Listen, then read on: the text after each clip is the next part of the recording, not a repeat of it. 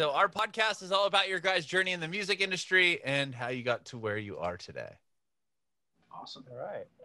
Yeah, thank you so much for having us. Oh, no, thank you guys. This is awesome. So first, you guys are in Nashville, right? That's right. Okay. But were you both born and raised in Nashville, or did you move there? Transplants. I was born there. I have the shorter answer because I was born in Nashville. We lived like 20 minutes south of the city in a little suburb called Smyrna, Tennessee. But yeah, grew up there. But Zeke, he wasn't. He was born somewhere else. Cool, Zeke. So you're not from Nashville originally. Tell me about where you grew up. No, I grew up in Nashville. I was born in Evansville, Indiana, and we moved to Nashville in Middle Tennessee area when I was 5. Oh, okay. We've been here ever since. So basically grew up here, but also technically a transplant. So sure.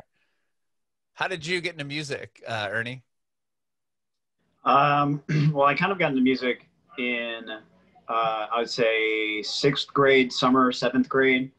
That's kind of when I was introduced to, I actually didn't really like rock music up until that point. And so I was introduced to it from a friend of mine who I thought he was an older kid. And, you know, when you're at that age, like older kids taking interest in you is like a big deal. So I thought he was cool and I wanted to do everything he did. And sure.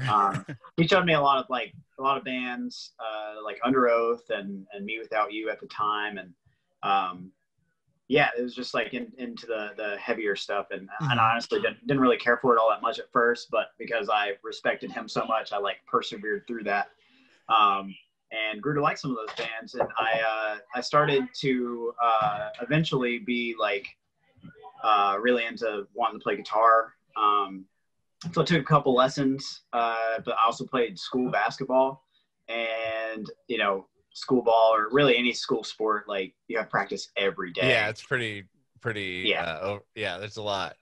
Yeah, so I ended up, I think I did 2 lessons and then stopped taking guitar lessons and I just taught myself the rest. But from that point on, I was, you know, playing riffs in my room of like a lot of Under Oath stuff and a lot of Chiodo's bands, just a lot of post-hardcore stuff at the time and metalcore. And yeah, that was kind of my entryway into music itself.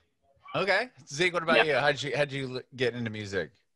So I've actually been around music my entire life. My dad is a musician. Oh, wow. Yeah. That's actually the reason that we moved to Nashville. When I was little, my dad was in a band that signed a record deal. The record label it was different times, so they wanted to be closer to the label.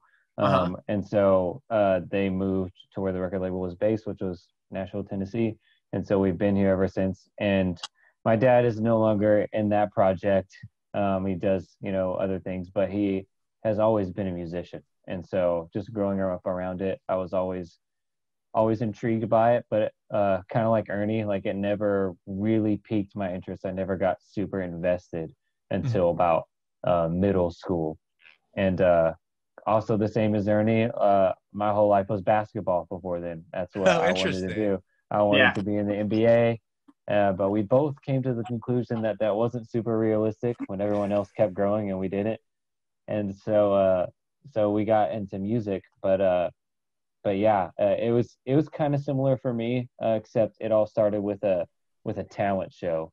Tell me about the talent show. Yeah, so I have a twin brother, and he plays piano. We both grew up taking piano lessons, but he kind of kept doing it, or kind of like rekindled his passion for it around this time. And I just did not pick up piano again after that. And so he kept playing. We had a friend who played guitar and we had a friend who played drums, and they had this grand idea to play the 8th grade talent show and put together a band. And they were like, well, we have everything, but we still need a bass player. And then Zion was like, well, my brother was like, I have a brother. And so it's just like, I picked up bass and then I just fell in love with it. And then the snowball just started happening. I just fell in love with music and I've been doing it ever since. So. Wow. Were you guys friends? Did you grow up in the same area? Like, or you just both happened to like basketball and fall in the music the same way?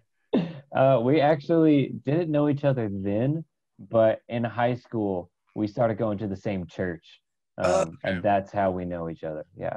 Got Yeah, it. yeah. Just coincidental that like we both were into the. I mean, maybe not coincidental. You know, you choose friends based off of your interests, and so Sure. like we both played worship, played on the worship team, and so we just bonded over our love of alternative music and basketball and strong debates on who our like starting five basketball team would be and all that kind of stuff. So, yeah.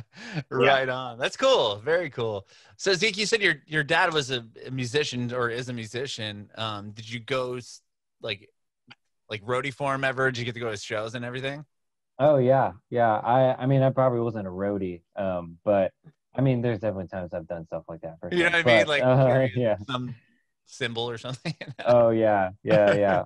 When he was in that band way back then that caused us to move here. Yeah, we went to shows all the time. That was mainly the band that we went to the most shows at because we were so little, and and we didn't have like our own lives yet. Like we were still very much like part of our parents' lives more than you are when you're like middle school, high school. You start getting your own friends and stuff. Mhm. But yeah, we they used to play. They used to play like Cornerstone and Ichthus and stuff. And I have some vague memories of going to those shows with my mom and my dad. And I would be that kid that had the earmuffs on the side of the stage and stuff Oh, like that. sure. So, yeah, yeah. But That's yeah, we cool. did that. What did he play? That band back then was like a kind of like a pop funk kind of band. Hmm. Um, they were called Spin Around. There's probably no one that knows who they are anymore unless they like knew my dad and people in the band. Sure. Um, but yeah, yeah, it was like funk kind of stuff back then. What instrument was he? Did he sing or Oh, was he oh yeah, yeah. he's a vocalist. Yeah, Oh, he's cool. always been a vocalist. Yeah. Right on. Awesome. Okay, so you did a battle of the bands. Did Hmm. you like what happened from there? Did you start another band like in high school or what was next for you? Yeah, yeah. Well, it was a talent show, and we won the talent show, so Oh, wow. we were freaking hyped up. Yeah, we were like, all right, when's the next show? And so we scheduled like our like to play like this like after prom party at our friend's house. So we played that. We played that. We just did like covers. I remember we did My Hero by the Foo Fighters. We did Chasing Cars by Snow Patrol. We did Beverly Hills by Weezer. Just a bunch of like old songs like that. And Hmm. but from there, nothing really happened from that band until I mean nothing happened with that band. It just dissolved. But then I got into high school, and I started actually in eighth grade. I started really discovering like emo and hardcore and pop punk. And Hmm. so by the time I was in high school, I was like, dang, I really want to start a band like this. But I didn't have anyone until I met JJ, who is our drummer. We met in high school. And so we had always had this dream to start a band in high school. And then along came Ernie, and then that's how it started. So, Wow. yeah. Okay. And so you guys were both when you were out of high school when you met at church or were you in high school Uh, still? were we in high school? We were out of high school when we started the bands, but I think Oh, we so were in you're out of high the high school. okay. So you're out of high Yeah, school and you started the band. we Yeah. started the band in college. But yeah, I think we knew each other in high school, but I don't even know that we served on the worship team until we were both in college. You probably did, but College. I did. It took me a little while before I started actually playing on the worship team. Um, Yeah. yeah, so no, the band and all that stuff, and I didn't know JJ. Like it was I only knew Zeke was the connecting piece for our band. Okay. You know, we were friends. He and JJ were friends, and then they were like, well, we kind of.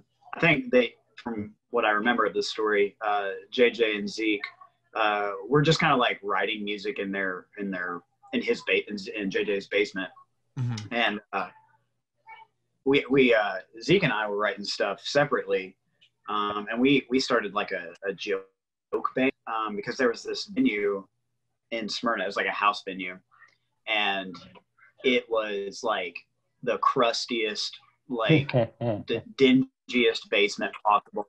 all of the bands that played there had like insane names. And so we were like, let's start just like a for fun band. We called it Fecal Matters to try to fit in with that. And we were going to play, and we actually like had we filled out the lineup with some other guys and had a practice or two. And then that kind of fell off. And Zeke and I were like, well, we still kind of want to like write music. So that's at that point was when Zeke was like, well, you know, I like sometimes write music with JJ. You should come over. And that's what we did. Like, I just was like, yeah, let's do it next week. And I loaded up. I went to JJ's house. I had never been there before, never met him, and met him in his own house. And we wrote an EP that we don't like anymore. It's not out there. You can't find it. Well, you might go find it, but we took it down once we, matured a little bit and figured out what we wanted to sound like. Sure. Okay. So what year was that when you guys all got together and then eventually formed the band? We formed, that was 2014. Okay. Yeah. So 2014, you guys get together and you write this EP that you've scrubbed from the internet. Yeah.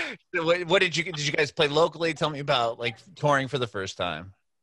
So we just played locally we formed at the end of 2014. Okay. And then 2015, we started playing some shows, and it started like, it started off small and like not super frequent, but the more that we kept going, it just kept picking up. And we did that I think we played locally for 2 years before. Okay. Actually, no, we went on a couple of small tours in 2016. And then in 2017 was when we really started touring more. So, and was that when you released the first EP? Yeah. Well, we released that back we actually released that album in 2015. So we did this little EP. It's called Bad Son, and we played that like we were at that stage where you just play every show you possibly can. So we might play in Nashville like every single weekend, both Friday and Saturday. We might play somewhere right down the road. It didn't really matter. It was just about getting our name out there. Mm-hmm. And then we played a benefit show at Rocket Town, which is like the big venue in town. And all the bands on there were so good. And I just remember us like playing. And at that point I realized, I was like, we got to like step it up. Like, these songs are not where I want us to be. And I lost it. I remember being like pretty upset that night. Like, I don't think we played bad necessarily. It was just like, people just didn't care. Because, I mean, rightfully so, like the songs, they were immature in sound and they needed some refining. So I was like, we're not playing another show until we have new music. And that's what we did. We stopped and we wrote the first EP that you can find is called Grown Tired. Mm-hmm. And that was like, I think that was late 2015. Okay. And then from that point on, we toured like super heavily.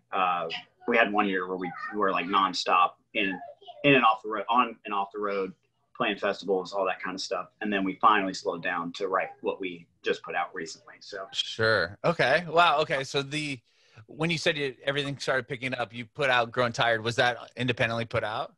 Or were you guys signed to Tooth and Nail yet? Oh no. Okay. Yeah, that was just us. Wow. And then, so your touring was all done independently? Was it all like DIY? Yeah, it was all us. Oh my gosh. Tell me about those tours. Like,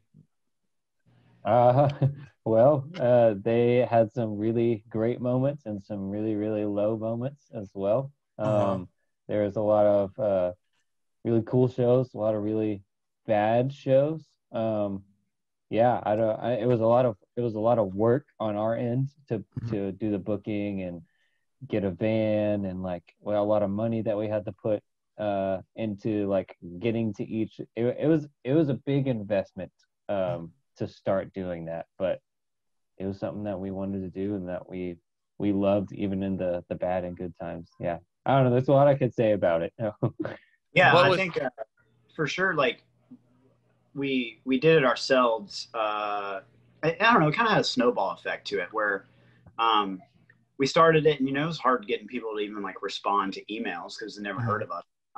Hey, we're trying to do this tour. We're trying to come through. Also, if you could like give us gas money, that would be awesome. And then just like not even get a response.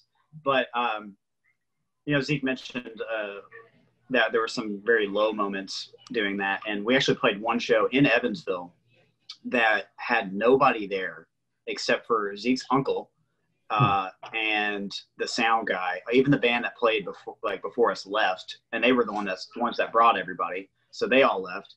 And I just remember feeling like, man, is this worth it? Well, you kind of fast forward, there's another band that played that same venue a little bit later, and they are like DIY just kings. Like, they live on the road, they do it all themselves, they print their own merch, they do it all themselves. And the owner of that venue was like, hey, you should check into Idle Threat. And they did. It's a band called Gaffer Project. They reached out to us and wanted to see if we'd do a tour, and that was our first it was like 21 days or so. Wow. Yeah. And from that point on, we made connection after connection. And I mean, we really do owe a lot to like bands like that, giving us a chance to, kind of piggyback off of them. Mm-hmm. And so, like I said, it was like a snowball. It just became easier and easier for us to book this stuff. Yeah. Wow. Yeah. I was wondering what the turning point was, because I know it's hard for bands, especially if you've never done it before. How are you going to get a show in Kansas City or wherever? And I know it's a lot of trading shows with bands that they're going to come through your town, but to be able to jump on something with somebody else, I'm sure that was pretty helpful. It really was. And it came at a point too where we were all like, you just start to question, like, are we doing this right? Should we do this anymore? It just goes to show that, like, even like the worst night, you need to like go and give it your all, because you never know, who is there, if anyone. And, it just says a lot about your band, about your reputation and stuff. And that can, it can help you out. And that's what it did for us. Definitely. And then from those tours, you wrote this new record that you just released, and you guys are signed to Tooth and Nail now. I want to hear that story. Yeah. So yeah, we kind of wrote this EP very slowly over the course of probably like 2 years. A lot of the riffs were written on the road, but they didn't really become fully fledged songs until we like sat down or like, all right, we need to write this EP. And so we finally wrote that EP in 2018, actually. And then we recorded it in early 2019. And the recording process was really hard. There's a lot of things that we would go back and do differently, a lot of things that we learned. It's so funny that that's kind of like the theme of the EP is like so many good things can come out of the hardest seasons. And so many good things have come out of this record, even though it was like so difficult to make. And there's a lot of tension and stuff like that. And so at the end of the summer of 2019, we started sending it out to labels, and we very quickly got a response from Tooth and Nail, and we started the negotiation process, the litigation, and that took a while, but that's kind of how it all went down. Wow.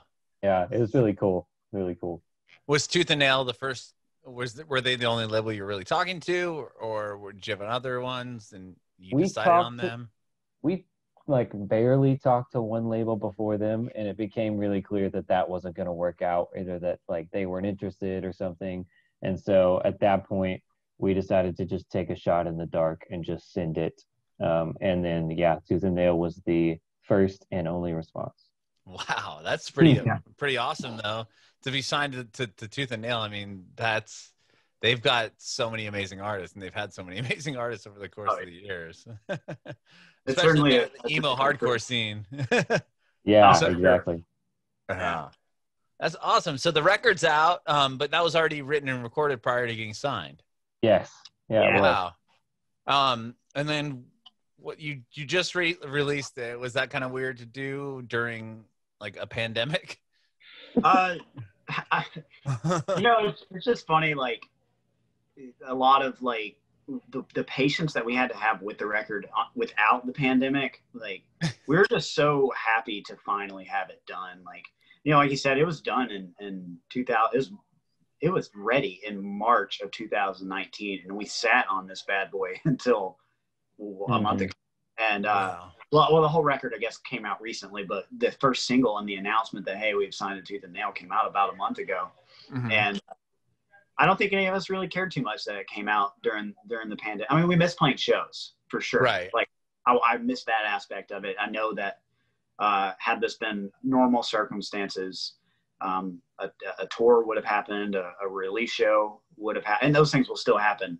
But just, we would have kind of swiftly moved into those, avenues to release music across the nation. And yeah, no, but the response has been cool, and like it's kind of made up for the fact that we've been just stuck at home, like promoting something, through the internet only. Sure. Yeah. And are you guys like promoting it only online? I mean, right now is really all you can do. Are you doing like live streams and that type of thing? We haven't done that yet. We talked about doing it, but we haven't done that yet. No. Do you have like any desire to? I know a lot of people who are kind of shying away from it. I don't know. I mean, like we have talked about it, but it's not something that any of us, I guess we all feel like pretty strongly that our music, there's the recorded version, and that's fine. And it's cool to hear your songs in that media.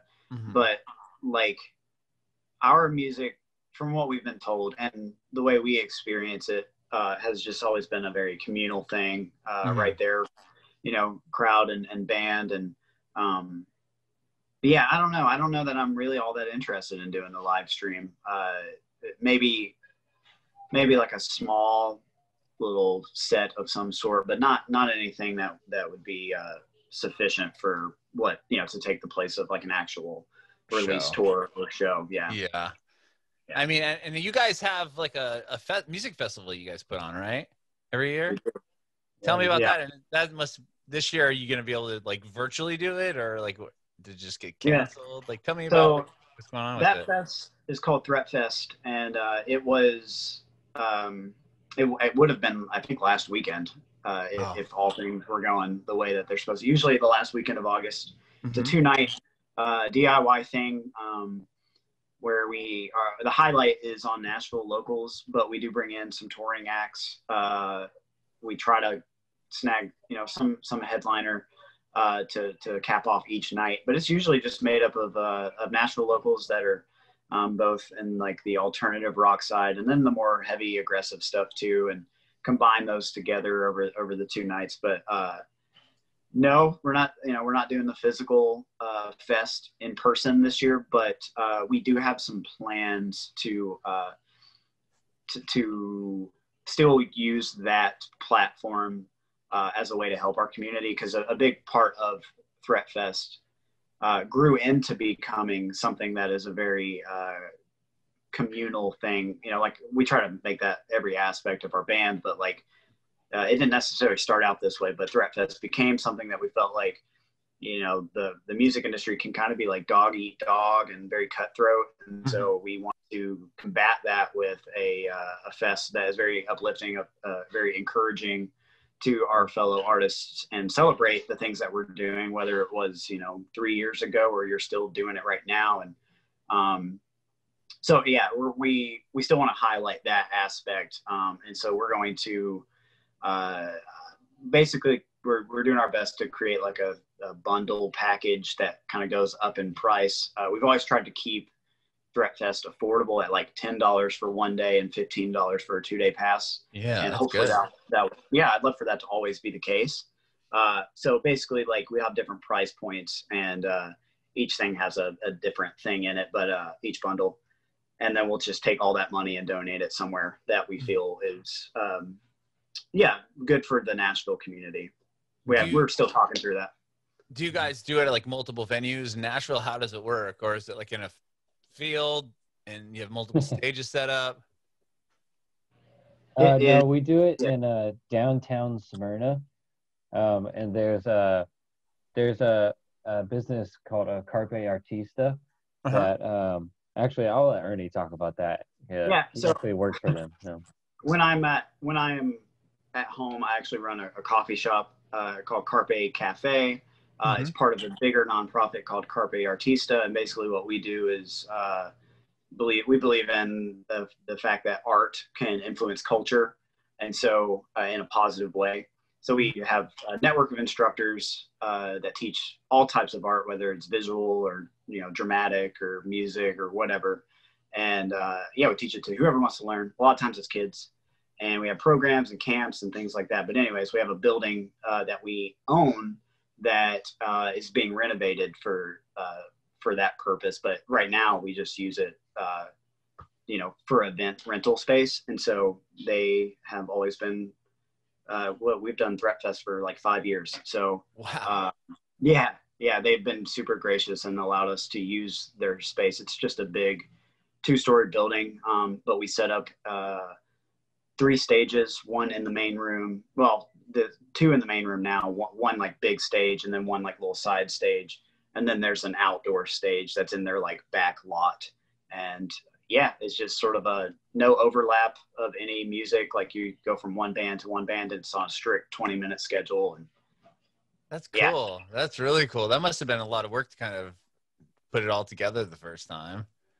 Yeah, it was. It definitely was. It's gotten easier over the years, but yeah, it's a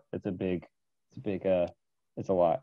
Yeah, that's rad. That's really rad that you guys are doing that.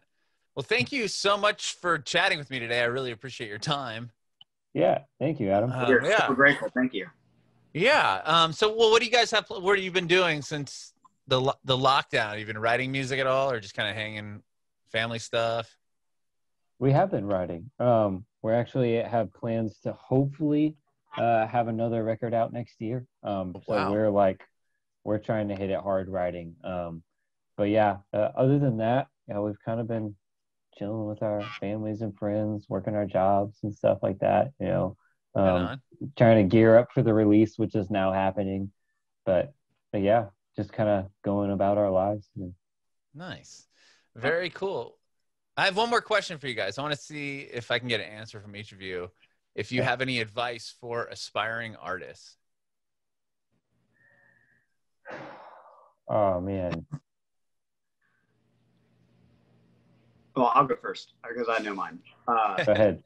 So I would say that I have a little, maybe 3-part thing, but like one of those things is that you gotta, the more like cliche one I think is that you gotta like believe in yourself, take criticism from others, like critiquing, your craft, but at the end of the day, like know your own worth and know why you're doing it and do it, keep pushing through that.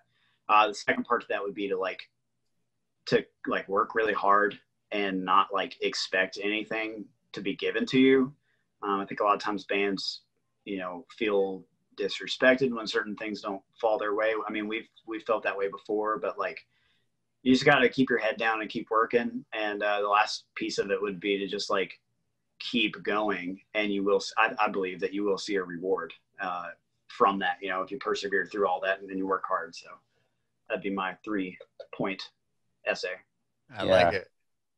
Unfortunately, my answer is going to be pretty similar. That's kind of what was in my mind. It's just like, don't give up. Like for someone specifically who's aspiring to be an artist, you're probably going to feel a lot of rejection, even if it's in like subtle ways from people who just aren't paying attention when you're playing, or to family or friends that might make little like snarky remarks, like it's not being taken seriously. Like you're just going to go through stuff like that. And if you let that stuff stop you from doing what you love, you're never going to keep doing it, because that pressure will just be too much and you'll buckle underneath it. But if you're really doing it simply because you love it, kind of like what Ernie said, you need to know like why you're doing it. And as cliche as it sounds, believe in yourself. And so, yeah, I would say, do it because you love it, and for not for any other reason. Don't give up. And then I would also say, do it for something bigger than yourself as well. Don't make it like just a selfish dream, but find a way that you can help others through it. I think that's a huge thing. Bringing it backward.